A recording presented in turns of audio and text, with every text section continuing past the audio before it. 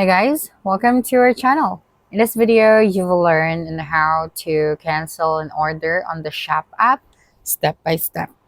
Okay, so first take note that the Shop app itself is only a platform, so your order is actually handled by the store or merchant. So cancellation depends on their policy. So that means that you can only cancel if the order has not been shipped yet.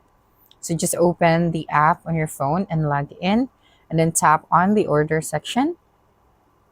That's right.